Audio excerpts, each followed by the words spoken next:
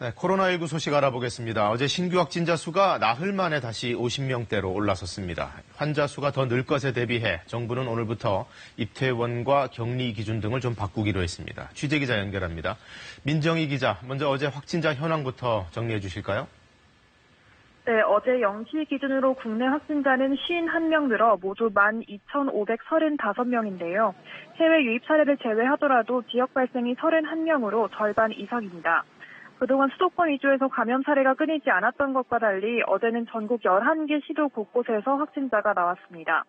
지역 가운데 신규 확진자가 가장 많이 나온 곳은 31명 중 11명이 나온 서울이었는데요. 서울 도봉구 성심 데이케어 센터 관련 추가 확진자가 2명, 방문 판매 업체인 관악구 리치일 관련 확진자는 3명 늘어 모두 205명입니다.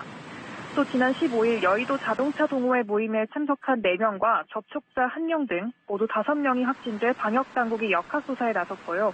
최근 서울국민건강보험공단 콜센터 확진자 직원의 지인도 감염된 것으로 확인됐습니다.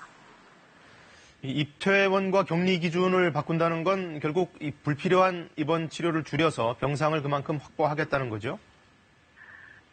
네, 그렇습니다. 바뀐 퇴원과 전원, 격리 해제 기준은 오늘부터 시행됩니다. 해열제를 먹지 않고도 하루 이상 발열 등 증상이 없으면 상급병원에서 전담병원이나 생활치료센터 시설로 가게 하는 건데요. 병원 치료 대상이 아니라 관찰 대상인데 굳이 병상을 차지하면 치료가 꼭 필요한 고위험군 환자나 코로나19 이외의 중증 환자 치료에 전념하기 어렵다는 이유입니다. 만약 이런 조치를 거부하면 그동안 국고로 지원됐던 치료비 일부를 본인이 부담해야 합니다. 격리 해제 기준도 완화됐습니다. 애초부터 증상이 없는 확진자는 유전자 증폭 검사인 PCR 검사에서 이틀 연속 2번 음성이 나와야 격리 해제가 가능했지만 이제는 확진 지 열흘이 지나도 증상이 없으면 격리 해제가 가능합니다. 증상이 있었던 사람이라도 발병일을 기준으로 열흘이 지날 때까지 지켜본 뒤 연속으로 최소 3일 동안 해열제 없이 증상이 나아지면 마찬가지로 격리 해제 대상이 됩니다. 자, 얼마 전에 식당에서 멀리 떨어져 앉은 채로 밥을 먹었다가 옮은 사례가 나왔는데 관련해서 정부가 또 권고를 내놨다고요?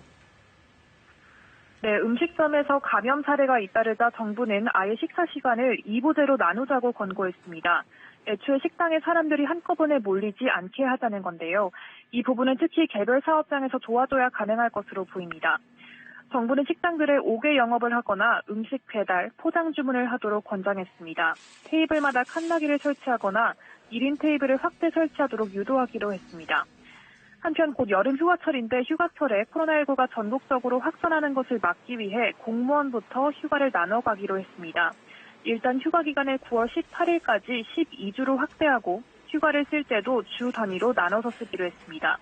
정부는 민간 기업에서도 이런 방향에 동참해 줄 것을 요청했습니다. 지금까지 사회부에서 KBS 뉴스 민정입니다.